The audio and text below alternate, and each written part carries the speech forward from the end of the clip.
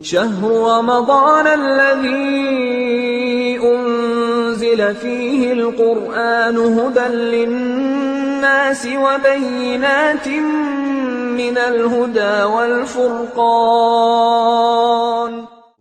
بائیسویں ماہ مبارک رمضان، چار چیزوں کا مطالبہ ہے خدا کی بارگاہ میں اس دعا میں۔ بار الہ، سب سے پہلا مطالبہ بار الہ اپنے فضل و کرم کے دروازوں کو میرے اوپر کھول دے۔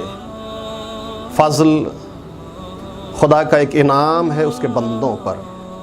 جس بندے کے حق میں چاہے خدا فضل کرے، یہ خدا کو اختیار ہوتا ہے۔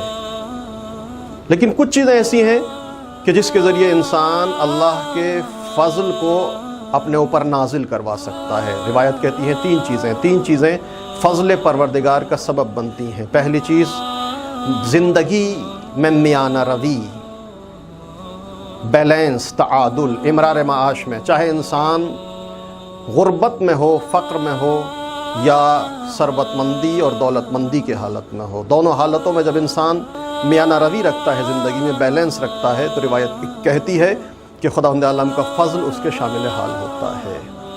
دوسری چیز جو فضل پروردگار کا سبب بنتی ہے کہ جب انسان انتقام لینے کی قدرت رکھتا ہے لیکن اس کے باوجود بھی وہ اپنے دشمن کو معاف کر دیتا ہے، العفو بعد القدرہ، یہ چیز سبب بنتی ہے کہ خداوند عالم کا فضل اس بندے کے شامل حال ہو۔ تیسری چیز، لوگوں کے ساتھ، اللہ کے بندوں کے ساتھ ہمدردی اور ہمدلی سے پیش آنا، یہ بھی چیز سبب بنتی ہے کہ خداوند عالم اپنے بندے پر اپنا فضل اور کرم نازل کرے۔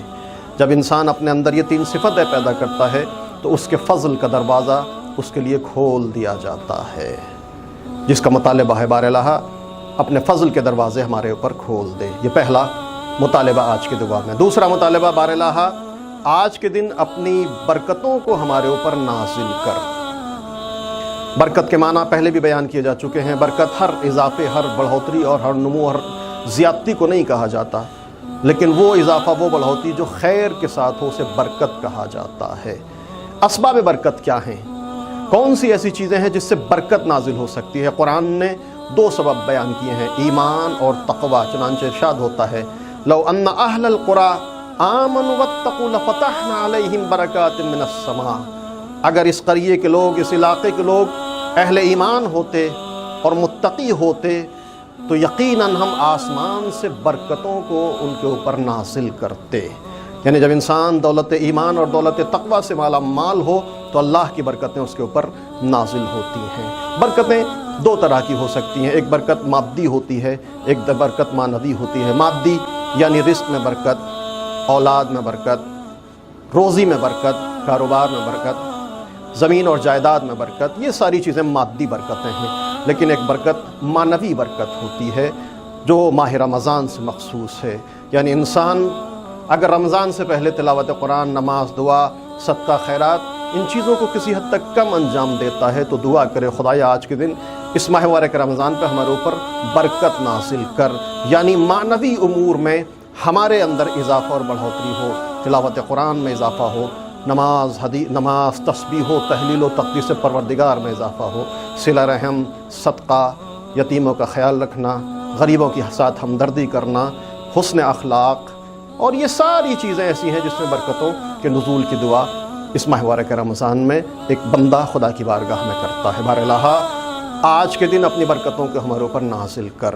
وفقنی، تیسرا مطالبہ، وفقنی فیہ بے موجبات مرضات، ایک پالنے والے اسباب رضا کے حصول کی توفیق عطا فرما۔ تو مجھ سے راضی ہو جا، تیری رضا اور تیری خوشنودی میں حاصل کر سکوں۔ گزشتہ دعا میں بھی اس کی طرف اشارہ کیا گیا تھا، چند چیزیں ہیں جس کے ذریعے انسان خداوند عالم کی رضا کو حاصل کر سکتا ہے، جس کا مجموعہ ہے اطاعت اور بندگی۔ انسان بندگی کے ذریعے، انسان عبادتوں اور ریاضتوں کے ذریعے اللہ کی رضا کو حاصل کر سکتا ہے۔ اور چوتھا مطالبہ آج کے دور میں، واسکنی فیہ بحبوحات جنات، خدایا آج کے دن جنت کے مرکزی مقام کو میرا مسکن اور میری منزل قرار دے۔ مرکزی مقام اولیاء اور مقربین سے مخصوص ہے۔ انسان اگر چاہتا ہے کہ جنت کا مرکزی مقام حاصل کرے تو اولیاء کے صفات مقربین کی صفات اپنے اندر پیدا کرنے کی کوشش کرے۔ وہ چیزیں بھی اعمال صالح کے ذریعے حاصل ہوتی ہیں جو اس ماہ مبارک رمضان میں ایک روزے دار کی ذمہ داریاں ہیں۔ پالنے والے جنت کا مرکزی مقام میرا مسکن قرار دے دے۔ اے مستر اور پریشان حال لوگوں کی دعاؤں کو قبول کرنے والے معبود،